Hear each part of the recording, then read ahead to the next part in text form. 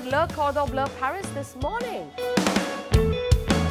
That Le Cordon Bleu is among the top culinary and patisserie schools in the world is a well-known fact, and that some of the best chefs around the world are alumni of the school. However, did you also know that Le Cordon Bleu offers some really slick, cutting-edge courses in wines that can help you turn your passion in wines into a full-fledged business? I am with Mr. Franc Ramage, the head of the wine department and the syllabus at Le Cordon Bleu. It is such a pleasure to be here, Franc. And we are going to do something very, very unique today. We're actually going to do a tasting of 4 wines, 2 French, 2 Indian. But here's the twist. Whilst I know what the French wines are, and he's been very generous, there's some really nice, stunning wines out there that we're about to taste.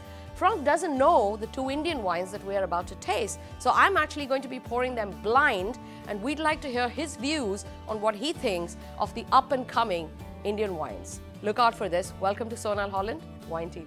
Should we then start? Thank you. Lovely. Let's okay.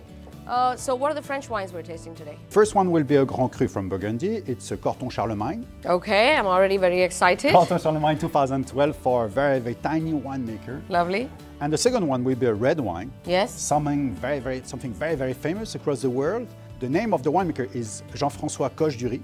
And he's very famous in the red, but he has a very tiny production of red. Yeah. So I would like to test it. So we start by whatever you want. Okay, the well, French start wine? with the white, Okay, the Cordon perfect. Charlemagne. Perfect. Which is a Grand Cru. Some lovely toast vanilla nuts coming through on this one. Should we taste? I can't wait. Sure.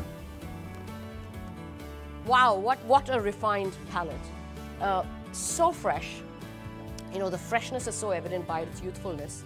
But at the same time, I think it's so nice and broad. I think the ripeness really helps. It makes it, you know, sit quite nicely on the palate. Extremely smooth.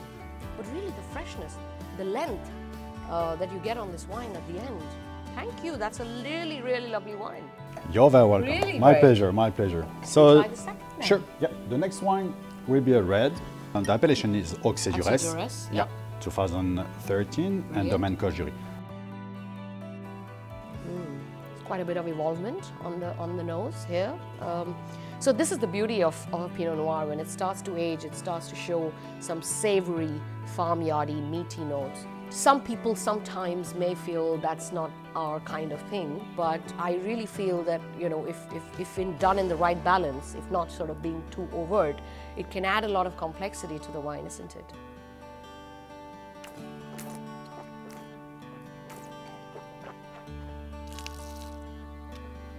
Oh. The hallmark of a beautiful wine, I always say, is a scented palate.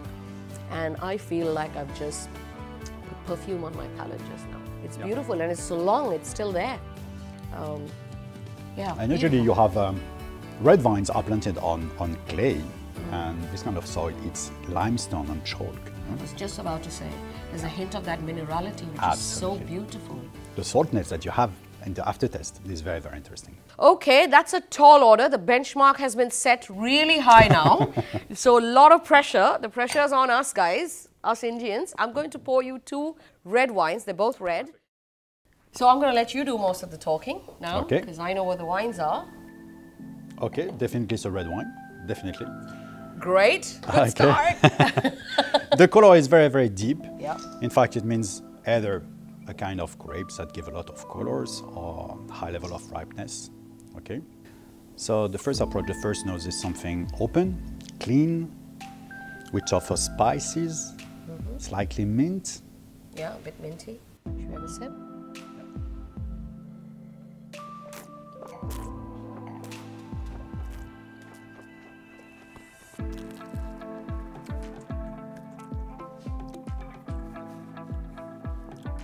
You have, how can I say, a backbone of bitterness that is still there since the beginning at the end. I don't think you have one. I don't think it's 100% off because the oak is very well integrated in the wine. What's your overall impression in terms of?